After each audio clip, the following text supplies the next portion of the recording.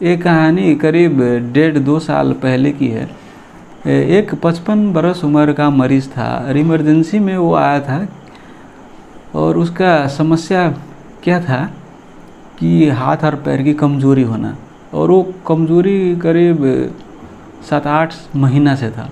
और उसके लिए वो बहुत जगह गया था, सिलीगुड़ी गया था, कहाँ कहाँ गया था, और बहुत सारी इन्वेस्टिगेशन किया था। स्पाइन की एमआरआई, ब्रेन की एमआरआई, बहुत सारे इन्वेस्टिगेशंस थे। तो कमज़ोरी था मेनली अपर लिम लोअर लिम का। तो मैंने एग्जामिन किया इमरजेंसी में, तो मैंने क्या पाया कि उनकी जो डिस्टल मसल्स है वो ज़्यादा अफेक्टेड थी। कहने का अर्थ छोटी छोटी मसल्स, ये हाथ में तो छोटी मसल्स है ना, बड़ी बड़ी मसल्स तो ऊपर में रहता है ना, और जितनी नीचे आओगे हाथ में तो छोटिया मसल्स होगी ना। थाई में बड़ी बड़ी मसल्स होती है, फुट में छोटी छोटी होती है। तो ज़्यादा उसकी प्लांटर फ्लेक्जन डोर्सिफ्लेक्जन अफेक्टेड थी, हैंड ग्रिप कमज़ोर थी ज़्यादा। वैसे तो ऊपर वाला मसल्स भी अफेक्टेड था, चलने में भी उसको दिक्कत होता था, लेकिन पावर जैसे ज़्यादा अफेक्टेड थी डिस्टल मसल्स की। जब छोटी छोटी मसल्स अफेक्टेड होती है, बड़ी बड़ी मसल्स कम अफेक्टेड होती है, नहीं अफेक्टेड होती है, तो हम सोचते हैं कि मसलवा की डिजीज़ नहीं है, क्योंकि मसलवा की डिजीज़ होगी तब मसल ये आधा किलो का मसल अफेक्टेड होगा ना, हैं। ये छोटे छोटे ग्राम वाली मसल्स थोड़े अफेक्टेड होगा, हैं। तो मैंने एक सोचा कि न्यूरोपैथी हो सकती है, नर्व की प्रॉब्लम से हो सकती है। अब ये न्यूरोपैथी क्यों हुई है?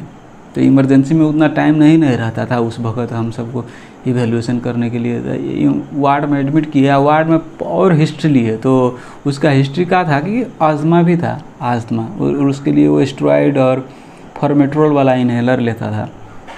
और उनकी मैंने रिपोर्ट देखी तो उनकी नेजल पोलिप्स की ऑपरेशन भी हुई थी, वो ऑब्स्ट्रक्शन हो गया था नेजल पैसेज, तो इसलिए ऑपरेशन भी किया था।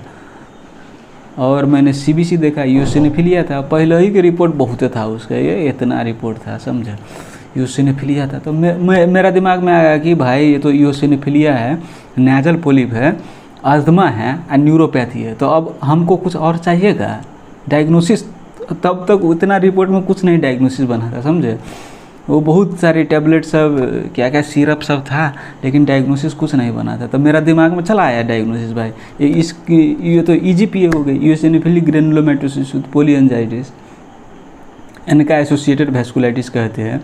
तो इसमें अनका टेस्ट करने की भी ज़रूरत भी नहीं है, समझे, क्योंकि आप 10 गो मरीज़ में ऐसी मरीज में करोगे तो 6 गो के मात्र पॉजिटिव आता है, 4 गो के निगेटिव ही आता है।